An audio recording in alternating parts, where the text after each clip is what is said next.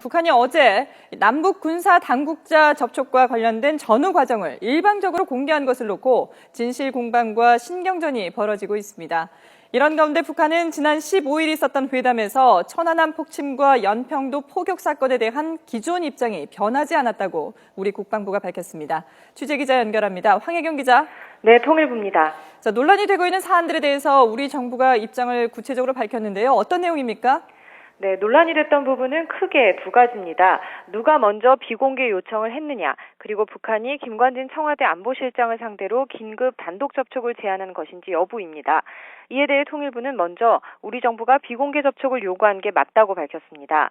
서해상에서 함정 간 총격이 발생하는 등 예민한 상황에서 좀 더 실질적인 협의를 하자는 취지에서 비공개 접촉을 제안하게 됐다고 설명했습니다. 하지만 북측도 이에 응해 대표단 명단을 통보할 때 비공개 접촉을 명시했다고 덧붙였습니다.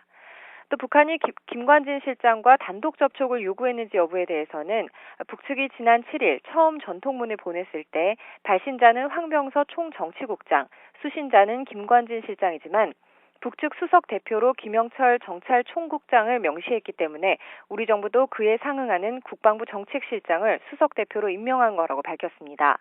또 대화를 통해 남북관계를 개선해 나가고자 하는 우리 정부의 입장에는 변화가 없다면서 2차 고위급 접촉은 당초 남북이 합의한 것이니만큼 반드시 지켜져야 한다고 강조했습니다.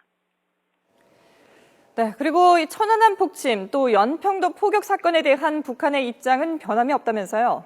네, 그렇습니다. 국방부가 오늘 브리핑에서 밝힌 내용인데요. 우리 측이 천안함과 연평도 사건에 대한 북측의 책임을 상기시킨 부분에 대해 북한은 기존 입장을 되풀이했다고 밝혔습니다. 북한은 그동안 천안함 폭침 사건에 대해 우리 정부의 날조 모략극이라는 주장을 되풀이해왔는데요. 하지만 국방부는 전반적인 내용을 진지하게 협의했다면서 구체적인 내용은 밝힐 수 없다고 말했습니다. 이와 함께 북한 김정은 국방위원회 제1위원장이 지난 14일 40일 만에 잠행을 끝내고 위성과학자 주택단지를 시찰한 이후 사흘 만에 또 공개 활동에 나섰습니다. 조선중앙통신과 노동신문 등 북한 매체들은 김정은 위원장이 완공된 김책공업종합대학 교육자 아파트를 현지 지도했다고 보도했는데요. 매체들은 김 위원장이 두개동 46층짜리 초고층 아파트를 보고 대동강에 떠있는 돛배 같다면서 만족을 표시했다고 전했습니다. 또 아파트 건설을 맡은 인민군 부대에 최고사령관 명의로 감사를 전달했다고 전했습니다. 공개된 9장의 사진에는 김정은 위원장이 여전히 지팡이를 짚은 모습으로 완공된 아파트 내부를 시찰하는 모습이 담겨 있는데요. 이처럼 불편한 몸에도 불구하고 적극적인 현장 행보를 재개한 건 오랜 잠행으로 뒤숭숭했던 북한 내부의 결속을 다잡고 주민들의 동요를 막으려는 의도로 풀이되고 있습니다. 지금까지 통일부에서 YTN 황희경입니다.